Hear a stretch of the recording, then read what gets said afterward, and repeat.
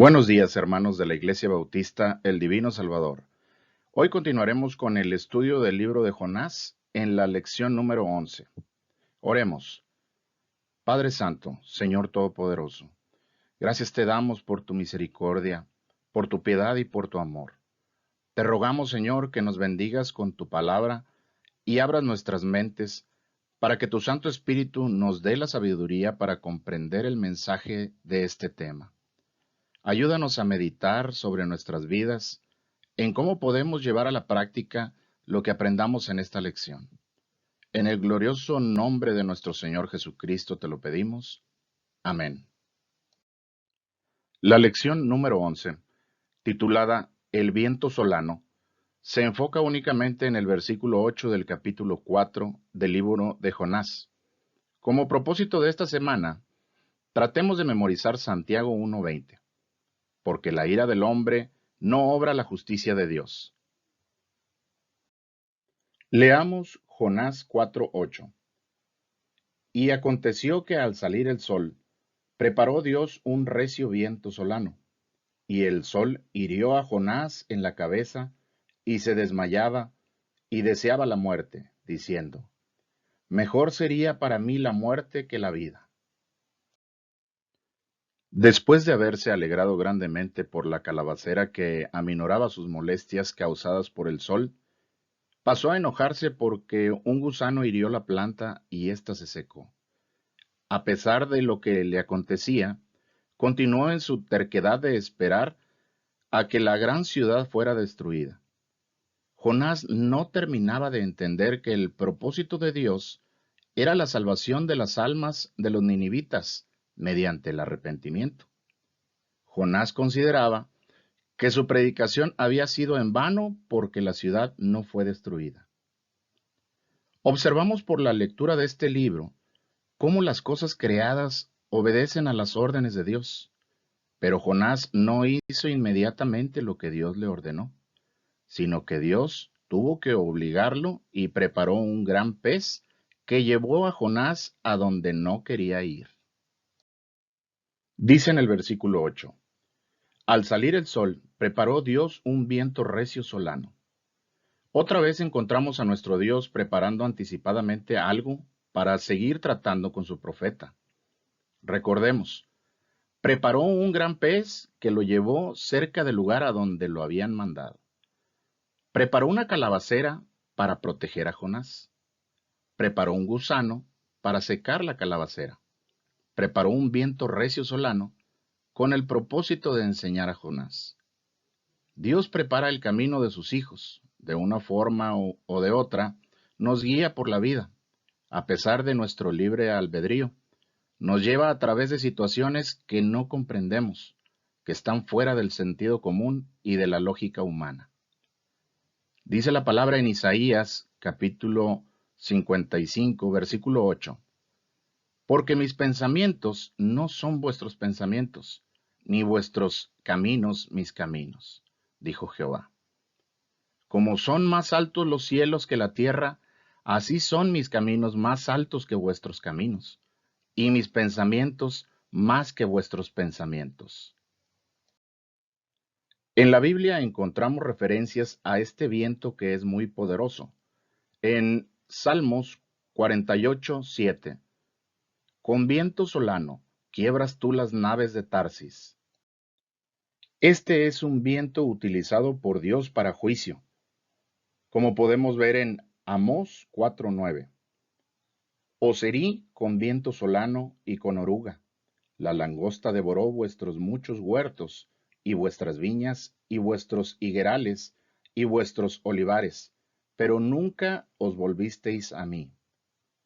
Es una herramienta de Dios para sus perfectos propósitos. El viento solano, llamado también siroco, vendaval del sudeste, viento del este o viento oriental, es un viento que sopla del este, de donde nace el sol, en el desierto arábigo, y suele presentarse a mediodía, trayendo calor sofocante, sobre todo por la tarde. La enramada que Jonás construyó para protegerse no fue suficiente para contrarrestar este agente de la soberanía de Dios. Para darnos una idea de la fuerza del viento solano, este es el mismo que secó el Mar Rojo para que los israelitas pudieran cruzar sin mojarse. Lo podemos leer en Éxodo 14:21. Y extendió Moisés su mano sobre el mar, e hizo Jehová que el mar se retirase por recio viento oriental toda aquella noche. Y volvió el mar en seco, y las aguas quedaron divididas. Dice en el versículo 8, el sol hirió a Jonás en la cabeza, y se desmayaba. El profeta Jonás sintió los efectos combinados del sol y el viento que se describe como recio viento solano. Pero, ¿buscó un mejor refugio? No, se mantuvo tercamente en el lugar donde había hecho una enramada. ¿Cómo le puedes llamar a la actitud de Jonás ante las cosas que le estaban sucediendo? Obstinación, necedad y varios sinónimos pasan por mis pensamientos. Jonás se encontraba en una situación muy parecida a la de un niño molesto, haciendo berrinches sin importarle el lugar y las condiciones en las que se encontraba, con tal de obtener lo que desea. El sol hería su cabeza y se desmayaba. Su estado físico no era bueno, pero ni siquiera su malestar le quitó el deseo de estar allí para ver qué sucedería con la ciudad. Su obstinación era mucha. Él fue desobediente, enojón, y ahora podemos llamarle obstinadamente terco. El sol, el viento solano, fueron instrumentos dóciles y sujetos a la voluntad de Dios, para que él tratara con su siervo, el profeta Jonás. Dice también en el versículo 8, y deseaba la muerte, diciendo, mejor sería para mí la muerte que la vida. La primera vez que manifestó su deseo de morir fue en el capítulo 4, versículo 3. Ahora, oh Jehová, te ruego que me quites la vida, porque mejor me es la muerte que la vida. ¿Qué motivo tenía para pedir la muerte? Solo su enojo. En esta segunda vez en que pide la muerte, ¿cuál es su motivo? Su enojo, porque la calabacera se secó y el sol y el viento solano le producían tanta molestia en su cabeza que se desmayaba y deseaba la muerte. Su dicho fue, mejor sería para mí la muerte que la vida. No debe ser imitado por los cristianos. La vida es hermosa a pesar de los momentos difíciles que pasamos. La vida es un regalo de Dios que debemos agradecer cada día, aunque tengamos molestias, enfermedades o dolores. Aunque se escuche feo, podemos decir, como el escritor del libro de Eclesiastés, mejor es perro vivo que león muerto. Eclesiastés 9:4. La vida es un regalo de Dios que no debemos despreciar, pues estaríamos despreciando al que nos la otorgó. Dios nos dejó el sexto mandamiento para la protección de este precioso regalo en Éxodo 20:13. No matarás. La vida es otorgada por Dios y nadie debería terminarla con sus propias manos. Jesús nos habla más a detalle de la importancia de la vida, al llevar a un nivel superior este mandamiento, en Mateo 5:21 y 22. Oísteis que fue dicho a los antiguos, no matarás, y cualquiera que matare será culpable de juicio. Pero yo os digo que cualquiera que se enoje contra su hermano será culpable de juicio, y cualquiera que diga necio a su hermano será culpable ante el concilio, y cualquiera que le diga fatuo quedará expuesto al infierno de fuego. Jonás estaba deseándose a sí mismo la muerte, algo mucho peor que enojarse consigo mismo. Aplicaciones. No imitemos la terquedad de Jonás. Dice la palabra en Proverbios 10:8. El sabio de corazón recibirá los mandamientos, mas el necio de labios caerá.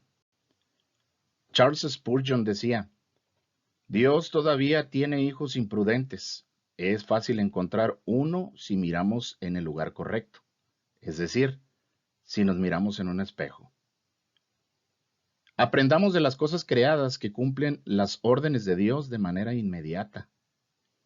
Proverbios 12:15 dice, el camino del necio es derecho en su opinión, mas el que obedece al consejo es sabio. Los cielos, la tierra y hasta los animales obedecen inmediatamente a Dios.